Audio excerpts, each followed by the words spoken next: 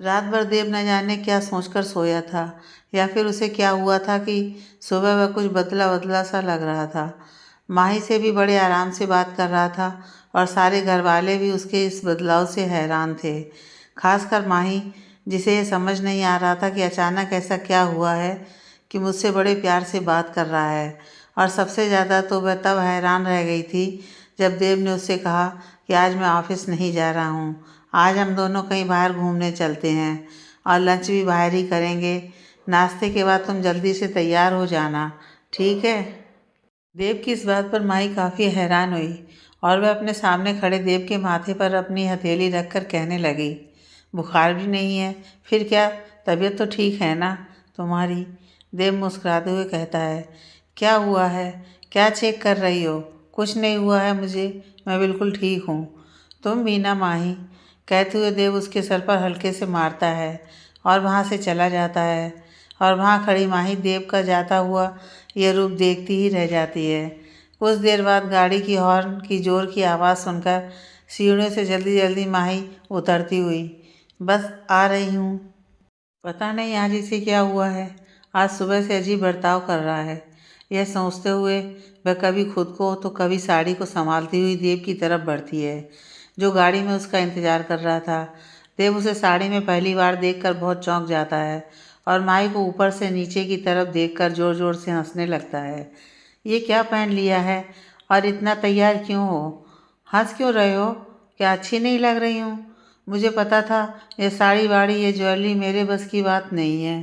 मैंने कहा था दादी से कि मैं कुछ और पहन लेती हूँ, पर वह नहीं मानी। कहने लगी कि नहीं दुल्हन ऐसे। कहते कहते माई चुप हो जाती है। अच्छी लग रही हो तुम, चलो अब गाड़ी में बैठो, हमें देर हो रही है। देव माई का यूँ चुप होना समझ जाता है, मगर उसने झूठ नहीं कहा था, वह सच में बहुत अच्छी लग रही थी। मैरून कलर में देव ने उसे आज पहली बार देखा था और देखता ही रह गया था। नहीं तो माई को गहरे रंग बिल्कुल भी पसंद नहीं थे। वह वाकई में बहुत सुलझी हुई और मासूमियत से भरी हुई है, जिसे लोगों की चालबाजी का कुछ अता पता नहीं है। देव ड्राइव करते हुए न जाने किन सोचों में गुम था। क्या हुआ, तुम अचानक चुप क्यों हो गए? हम कहाँ जा रहे हैं? माही देव से कहती है। कुछ नहीं हुआ है, बस मैं कुछ सोच रहा था। देव कहता है। माही, क्या? देव, बस ऐसे ही। माही, ऐसे ही क्या? जैसे? देव, यार तुम सवाल बहुत करती हो। मैं गाड़ी चला रहा हूँ, एक्सीडेंट हो गया तो? देव मासूम सी माही की आंखों में देखते हुए कहता है, जो उसे ही देख रही थी। माही देव के ऐसे देखने पर कुछ झेंपते हुए नजरें खिड़की की तरफ घुमा लेती है। आज सच में इसे कुछ हो गया है। वह बड़बड़ाती हुई बाहर देखने लगती है। हम कहाँ जा रहे हैं? एक बार फिर माही देव से पूछती है। देव, सरप्राइज़ है, पहले हम पहुँच जाएं, तुम खुद पता चल जाएगा। माही, ठीक है फिर। सड़क पर दौड़ती हुई गाड़ियाँ और उनके बीच में दौड़ती हुई देव और माही की गाड़ी कुछ घंटों बाद एक जगह जाकर रुकती है। देव उसे अपने फार्म हाउस पर लेकर आया था। उसे पता था कि माही को ये जगह बहुत पसंद थी। चलो उतरो। देव गाड़ी से उतरकर माही की तरफ का गेट खोलकर कहता है। माही उतरती है। दो तीन केयर टेकर जो वहाँ उस फार्म हाउस में रहते थे, वह देव को आया देखकर सब उसके पास आते हैं और देव उनसे बातें करने लगता है। और माही वहाँ के चारों तरफ लगे हुए पेड़ पौधों को देखने लगती है कि तभी एक औरत उसके पास आती है। कैसी हैं मैडम जी? मैं बिमला हूँ, यहाँ पर काम करती हूँ। अभी माही उससे कुछ कहती कि देव वहाँ आ जाता है। देव उस औरत से कहता है, कैसी हो बिमला? सब ठीक है यहाँ? और घर में सब कैसे हैं तुम्हारे यहाँ? बिमला, सब आपकी कृपा है साहब, सब ठीक है मेरे यहाँ। तो कैसा लगा मेरा सरप्राइज़? देव अब माही की तरफ मुड़ता है। बहुत अच्छा, थैंक यू। पर क्या? अचानक तुम पहले वाले देव कैसे हो गए? माही बड़ी ही मासूमियत से उससे पूछ ही लेती है। बस हो गया। देव भी उसी मासूमियत से उससे कहता है। अगर नहीं अच्छा लगता हूँ तो फिर से बदल जाऊँ? देव हंसने लगता है और माही ने ना में सर हिला देती है और वह भी हंसने लगती है। देव माही को फार्म हाउस पर लेकर आया था और दोनों में फिर से दोस्ती हो गई थी। ये किस्मत भी ना अजीब चीज़ है, जिसे हम पाना चाहते हैं उसे पाकर भी खो देते हैं। और जिसकी हम कल्पना भी नहीं करते, वह हमेशा के लिए हमसे जुड़ जाती है। माही और देव के साथ भी ऐसा ही कुछ हुआ था। उन दोनों ने कभी नहीं सोचा था कि उनकी ज़िंदगी में ऐसा कुछ होगा जिससे कि उनकी ज़िंदगी बदल जाएगी, मगर आज के दिन वह दोनों एक दूसरे से जुड़ गए थे। उनकी किस्मत एक दूसरे से जुड़ गई थी। देव और माही फार्म हाउस के खेतों में घूमने के लिए जाते हैं। माही उन सब चीज़ों को बहुत एंजॉय करती है और देव बस उसे देखते रहता है। कुछ देर बाद दोनों फार्म हाउस में ही खाना खाकर आराम करने लगते हैं। देव ने विमला को पहले ही बता दिया था कि वह आ रहा है, तो दोपहर के खाने का इंतज़ाम कर लें और जो भी ज़रूरी सामान हो वह वहाँ के स्टॉप से मंगवा लें। तो देव और माई खाना खाने के बाद बाहर गार्डन में घूमते रहते हैं और बातें करते रहते हैं। देव माही को ऐसे खुश देखकर बहुत खुश रहता है और पता नहीं क्यों उसकी नज़रें घूम फिरकर बार बार माही की तरफ ही जा रही थीं। उसे पता नहीं था। इधर मिसेस सिन्हा देव में आए हुए इस बदलाव से बहुत खुश थीं और अब वह पहले की तरह नॉर्मल हो रहा था और माही के साथ उसका रवैया अब ठीक हो रहा था। वह और दादी यहाँ कुछ और ही प्रोग्राम बना रही थीं। मिसेस सिन्हा दादी से कह रही थीं, आपने देखा माँ, देव अब बदल रहा है। उसे अब माही के साथ की गई बदतमीजी का एहसास हो रहा है, तभी तो वह उसे घुमाने लेकर गया है ताकि वह दोनों फिर से दोस्त बन जाएं। वह अब अपनी ज़िंदगी में आगे बढ़ रहा है, अपने गुजरे कल को पीछे छोड़कर अब वह माही को अपना ले। बस मेरी कोशिश कामयाब हो जाएगी। पर यह सब तुझे कैसे पता बहू? देव ने तुझसे कहा? दादी अपनी बहू से कहती हैं। अरे नहीं माँ, भला वह कभी कुछ कहता है? बातें मन में रखने की आदत उसे बचपन से है। मैं अच्छे से जानती हूँ उसे। मिसेस सिन्हा बहुत आत्मविश्वास से कह रही थी कि तभी दरवाजे पर दस्तक होती है और देव अंदर आता है। मिसेस सिन्हा अचानक से देव को देखकर चौंक जाती हैं कि कहीं इसने हमारी बात तो नहीं सुन ली। देव और माही घर आ चुके थे और माही बहुत थक गई थी, तो वह अपने कमरे में चली गई थी और देव, अपनी दादी से मिलकर आता हूँ, तुम चलो, ऐसा कहकर दादी के कमरे में अभी अभी आया था, जहाँ पर उसकी मम्मी भी थी, जो दादी से कुछ बातें कर रही थी, मगर उसके आने के बाद चुप क्यों हो गई थी। अरे मम्मी, अच्छा हुआ आप भी मुझे यहीं मिल गई। मैं यहाँ से सीधे आपके कमरे में ही आ रहा था। और दादी, कैसी तबीयत है आपकी? देव उन दोनों की तरफ मुस्कुराते हुए कहता है। हाँ बस ठीक हूँ, दादी कहती हैं। मिसेस सिन्हा, मेरे कमरे में आने वाले थे, क्यों, कुछ काम था क्या? जी काम तो था, पर मैं अभी बहुत थक गया हूँ, तो आपसे बाद में बात करता हूँ। इतना कहकर देव वहाँ से चला जाता है। इसे क्या हुआ है? कहीं इसने हमारी बातें तो नहीं सुन ली बहू? दादी सिन्हा के डरते हुए चेहरे को देखकर कहती हैं। पता नहीं माँ, अगर सुन लिया है तो फिर। अच्छा माँ, आप आराम करिए, मैं फिर से आती हूँ। मिसेस सिन्हा देव की बातों से काफ़ी परेशान हो जाती हैं कि आखिर बात क्या है।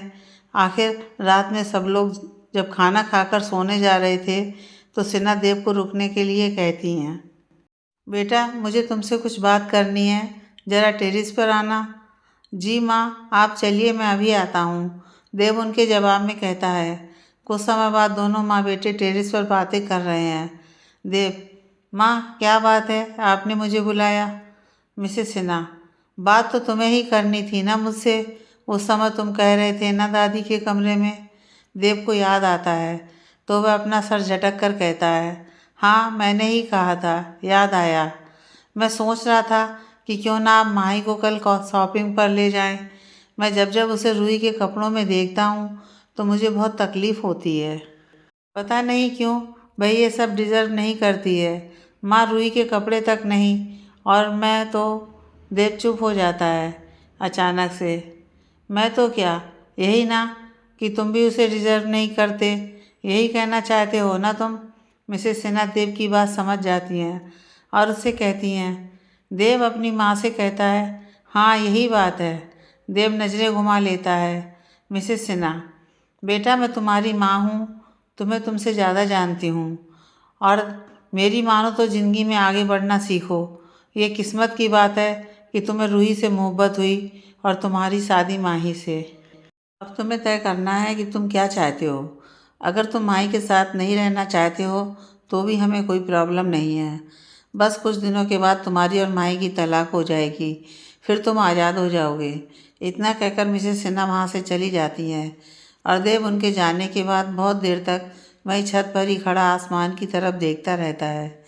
तभी पीछे से अचानक माई उसे आवाज़ लगाती है, तुम यहाँ हो? मैं सारे घर में तुम्हें ढूंढ रही थी, तो आंटी ने बताया कि तुम यहाँ हो। देव पलटकर माई को देखता है। उसका मासूम चेहरा, कितनी सच्चाई झलकती है उसमें। न जाने क्यों तलाक के नाम से मेरी धड़कनें तेज हो गई हैं, पर मैं तो खुद ये सब चाहता था। उधर सामने खड़ी माई देव को यूं खामोश देखकर हैरत में पड़ गई थी। तुम्हें क्या हो गया है? सब कुछ ठीक तो है ना? आज सुबह से अजीब अजीब हरकतें कर रहे हो और अब यहाँ टेरेस पर अकेले ही खड़े हो। माही देव को यूं खामोश देखकर कहती है। देव माही को पलट कर देखता है और कुछ नहीं हुआ है, सब कुछ ठीक है। बस ऐसे ही मन किया कि खुले आसमान के नीचे बैठकर थोड़ी देर इन तारों को गिनता हूँ और अपने उस किस्मत के सितारे को ढूंढ रहा हूँ जो न जाने कहाँ छुप गया है। वह आसमान की तरफ फिर से देखने लगता है। अच्छा तो ये बात है, चलो मैं तुम्हारी मदद कर देती हूँ। माही मुस्कुराते हुए कहती है, ओ देखो, वहाँ पर जो सबसे ज़्यादा चमक रहा है ना, वो है तुम्हारा तारा। तुम्हारी किस्मत का देखना, एक दिन तुम भी ऐसे ही चमकोगे, मुझे यकीन है। माही एक बार फिर देव से कहती है। देव उसकी बात पर हल्के से हंसते हुए कहता है, अच्छा वह है वहाँ पर, और तुम्हारा कहाँ है? माही, मेरा मेरा सितारा तो तुम हो। देव, क्या मतलब? देव माही की आंखों में झांकते हुए कहता है। माही देव को ऐसे देखकर कुछ नर्वस हो जाती है। मेरा मतलब था, इतने मुश्किल वक्त में भी तुमने मुझे संभाला और मेरा साथ दिया, मुझे अकेला नहीं छोड़ा, मुझे हौसला दिया, वरना शायद मैं कहाँ होती और कैसे होती। तो तुम ही मेरे किस्मत के सितारे हुए ना। Thank you. कहते कहते माई की आंखों में आंसू आ जाते हैं तो देव उन्हें पोंछने लगता है। मैं ठीक हूँ, बस मम्मी पापा की याद आ गई थी, माई कहती है और अपने दुपट्टे से आंसू पोंछने लगती है।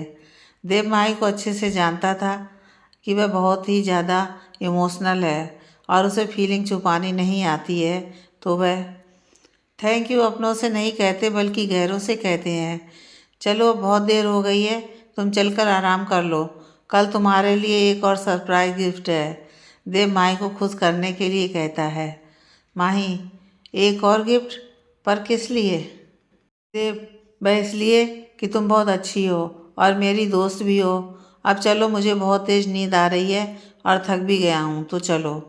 फिर दोनों अपने कमरे में चले जाते हैं और माही सोफे पर और देव बेड पर सो रहे थे।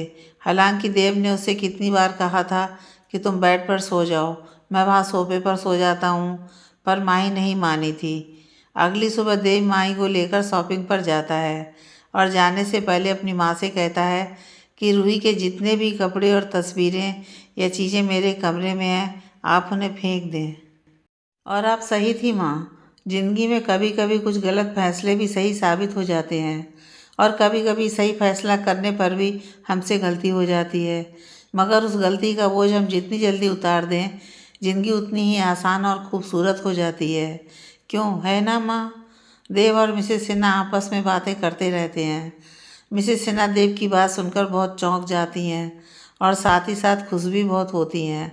वह अपने बेटे से कहती हैं, मुझे नहीं पता था कि मेरी बात को तुम इतनी जल्दी समझ जाओगे। हाँ, यह सच है कि ज़िंदगी किसी के चले जाने से रुकती नहीं है, ये तो चलती ही रहती है और रास्ता बहुत लंबा होता है, जहाँ तुम्हें बहुत लोग साथ चलते हुए मिलेंगे, पर वह एक ही इंसान होगा जो तुम्हारे साथ मंजिल तक चलेगा। मुझे सच में बहुत खुशी है कि तुमने माही के बारे में सोचना तो शुरू किया। देव माँ की बातों को बड़े ध्यान से सुन रहा था और हाँ में सर हिलाते हुए कहता है, पर क्या माही मुझे समझेगी? कहीं वह मुझे गलत न समझ ले और ऐसा ना हो कि हमारी दोस्ती भी ना रहे, बस इस बात से डर जाता हूँ। तुम फिक्र मत करो, ऐसा कुछ नहीं होगा, सब अच्छा ही होगा। अगर तुम दोनों को भगवान ने एक दूसरे से जोड़ा है तो उसके सारे को समझो और सब उस पर छोड़ दो। मिसेस सिन्हा देव को समझाती हैं कि अपने मन में खाम खा के अंदेशे मत पालो। अगर तुम सही हो तो कोई तुम्हारे साथ कैसे गलत हो सकता है? दिन बीतते देर कहाँ लगती है, वह तो पंख लगाकर उड़ता रहता है और वक्त कभी किसी के लिए नहीं रुकता है। देखते ही देखते 6 महीने कैसे गुजर जाते हैं, माही और देव को पता ही नहीं चलता है। इन 6 महीनों में उनकी ज़िंदगी में बहुत कुछ बदल गया था। उनकी दोस्ती और फिर अचानक की शादी और फिर देव की नफ़रत, माही की मासूमियत से लेकर माही का अपने माता पिता को खोना, अपनी गलती का एहसास, जुर्म से खुद को तकलीफ़ पहुंचाना, फिर देव का उसे समझाना, माही के देव के घर आकर रहना और मिसेस सिन्हा का देव और माही को करीब लाने का प्रयास करना, उन्हें यह समझाना कि यह सब किस्मत के सितारे हैं जिसने तुम्हें मिलवाया है। इतना सब कुछ हो जाने के बाद भी न देव माही से अपने मन की बात कह पाता है, न माही देव से कुछ कह पाती है। दोनों ही एक दूसरे से उम्मीद लगाए फैमिली कोर्ट में बैठे हैं कि अब शायद वह कहे कि मुझे रोक लो देव, मैं कहीं नहीं जाना चाहती हूँ तुम्हें छोड़कर, तुमसे अलग नहीं होना है मुझे। और देव सोच रहा था कि मैं कैसे कहूँ कि तुम अब मेरी ज़िंदगी का हिस्सा बन गई हो, मुझे छोड़कर गई तो मैं अधूरा हो जाऊँगा। आज उनकी तलाक की तारीख है और दोनों कोर्ट आए हुए हैं। दोनों इसी कशमकश में घिरे कोर्ट के ऑफिस में बाहर बैठे हुए एक दूसरे को देख रहे हैं और मिसेस सिन्हा और मिस्टर ओबराय भी एक अलग बेंच पर बैठे हुए उन्हें देख रहे हैं कि कब इन दोनों को एहसास होगा कि इनका यह फैसला इनके लिए सही नहीं है। मगर क्या करें, आखिर वह दोनों ही मैच्योर थे और फैसला लेना उनका हक था। तो मिसेस सिन्हा और मिस्टर ओबराय भी खामोशी थे, मगर उन्हें इस बात का दुख भी था कि माही अब उन्हें छोड़कर चली जाएगी। इन कुछ दिनों में उन्हें भी उसकी आदत हो गई थी। देव माही को देखता रहता है और कहता है, तुम ठीक हो, नर्वस तो नहीं हो रही? माही, ना नर्वस नहीं, मैं तो ठीक हूँ। फाइनली अब तुम आज़ाद हो जाओगे तो मैं खुश हूँ। माही अजीब तरीके से मुस्कुराते हुए कहती है। खुश हो? देव के मुंह से अचानक ही बात निकल गई थी। माही देव की बात पर चौंक कर उससे कहती है, क्या हुआ? हाँ मैं खुश हूँ, सच में बहुत खुश हूँ। तुम्हें क्या हुआ है? अचानक ही से माही ज़ोर से चीखती है।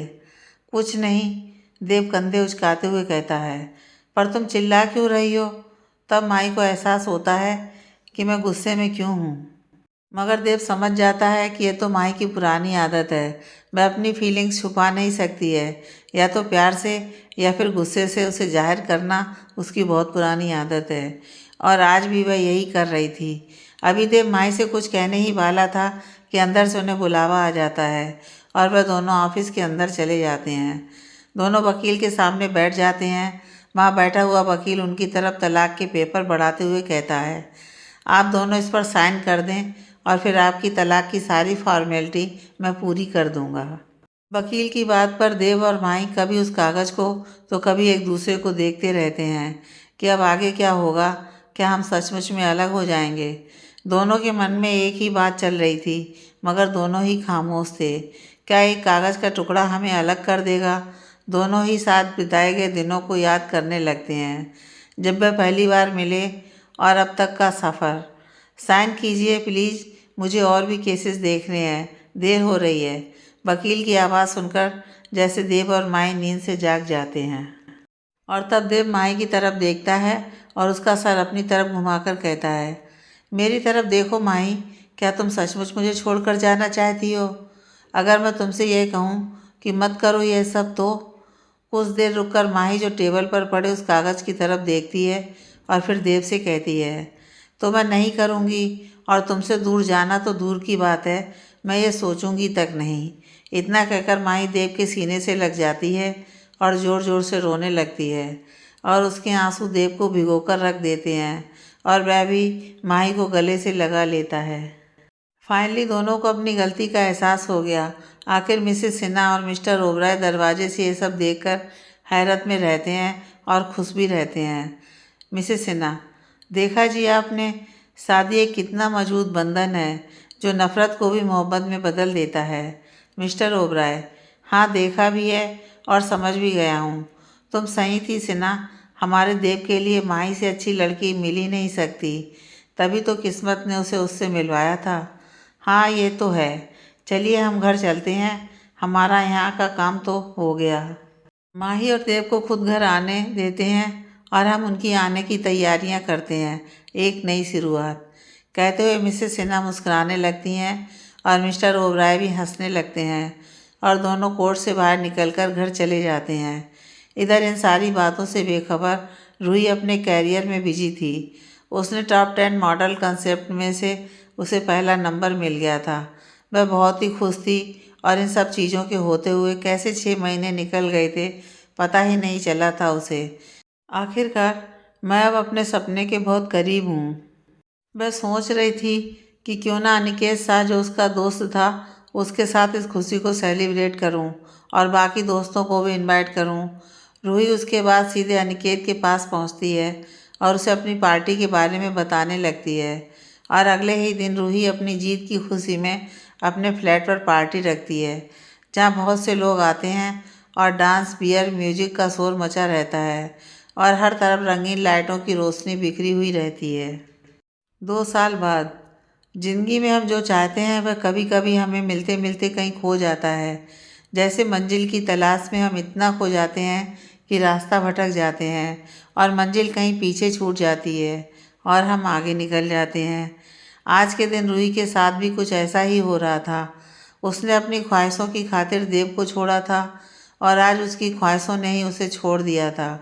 उसे मुंबई आए हुए 2 साल हो चुके थे मगर उसके सारे सपने पूरे होते होते बिखर गए थे और अब वह भोपाल जाने वाली ट्रेन में बैठी हुई थी और सोच रही थी।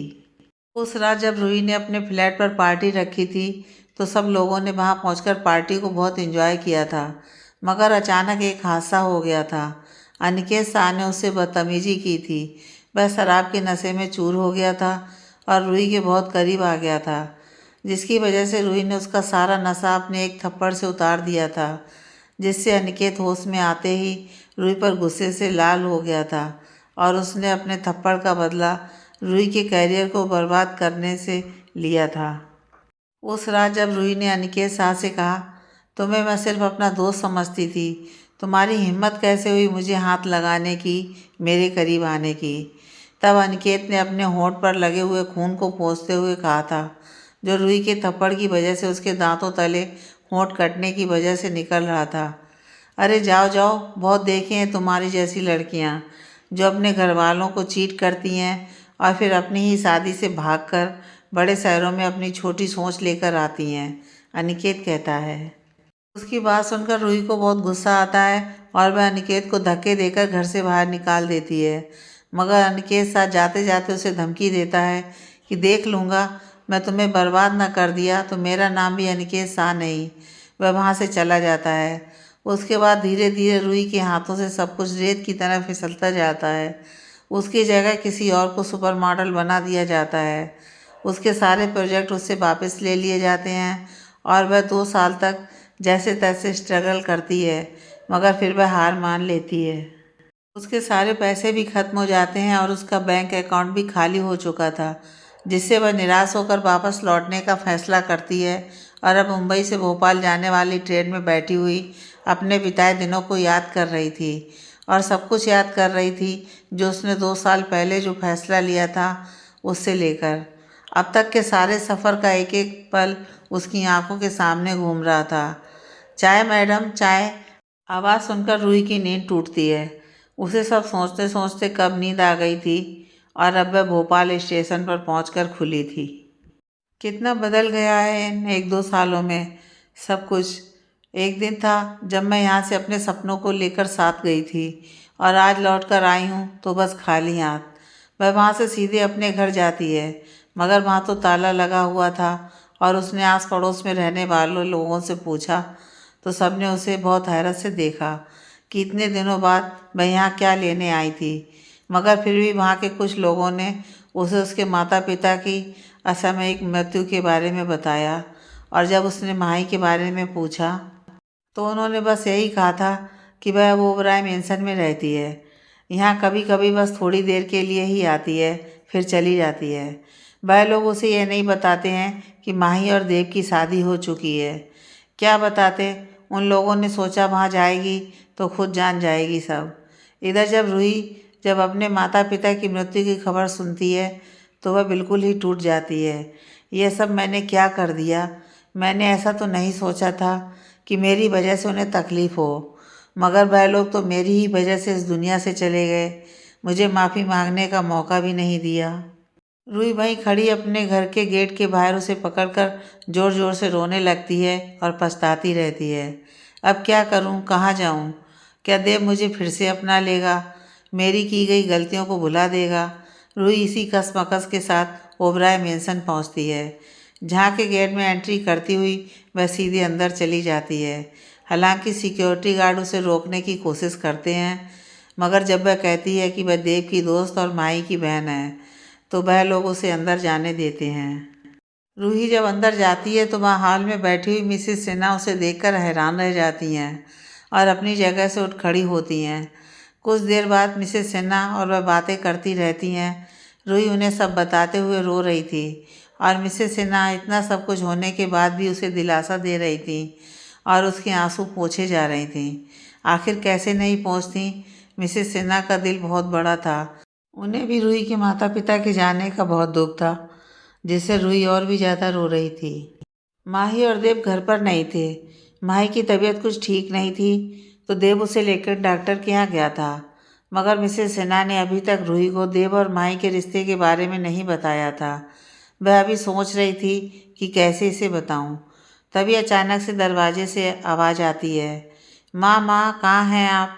बहुत बड़ी खुशखबरी है, आपके पैर अब ज़मीन पर नहीं रहेंगे, आप दादी बनने वाली हैं।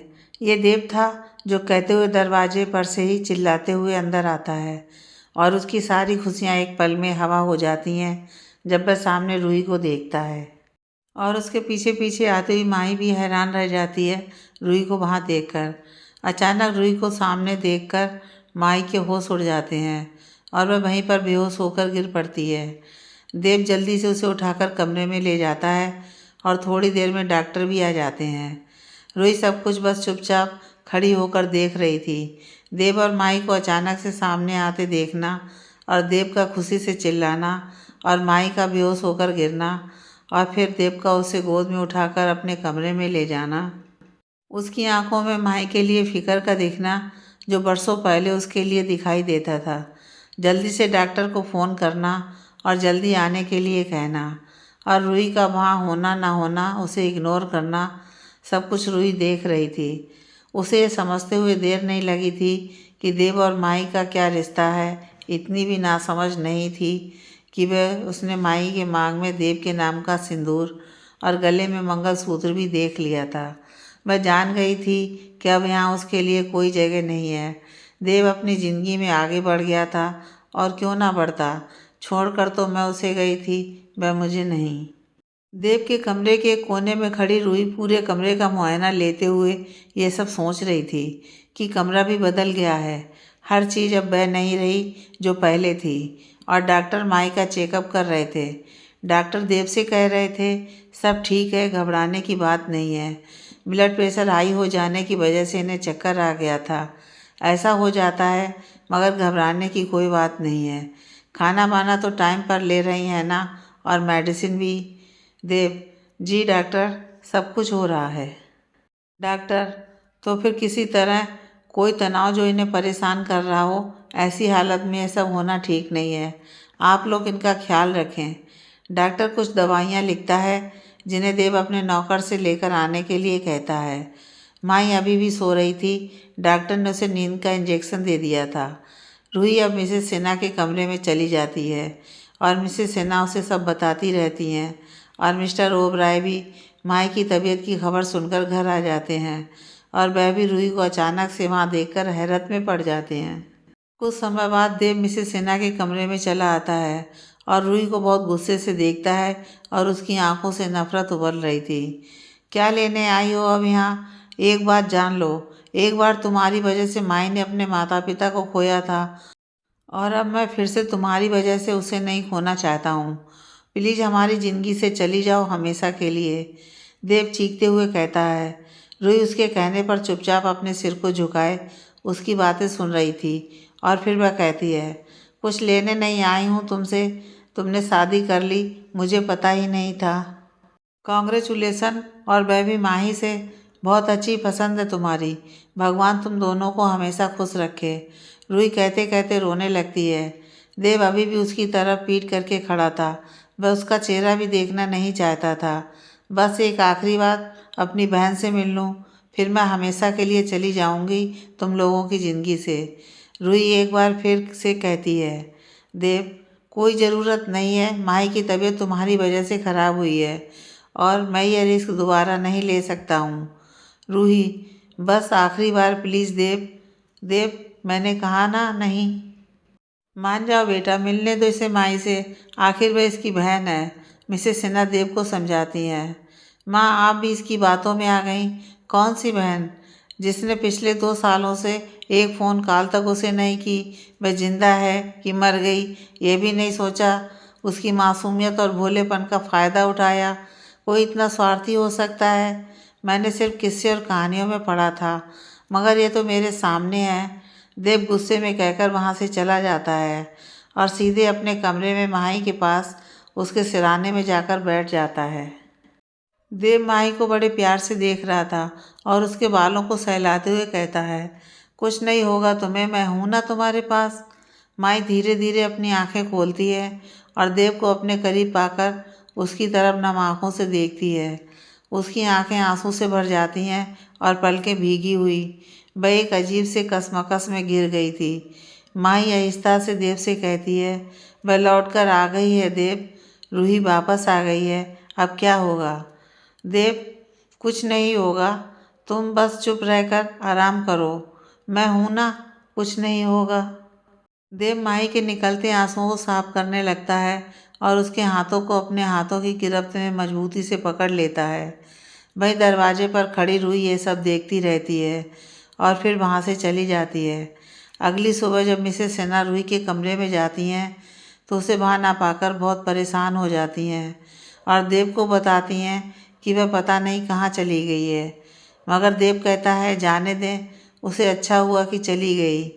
इधर माही को जब पता चलता है कि वह उससे बिना कुछ कहे चली गई थी तो वह अकेले ही घर से बाहर निकल जाती है। तो देव भी उससे कहता है कि मैं साथ चलता हूँ, तुम्हारा अकेले जाना ठीक नहीं है।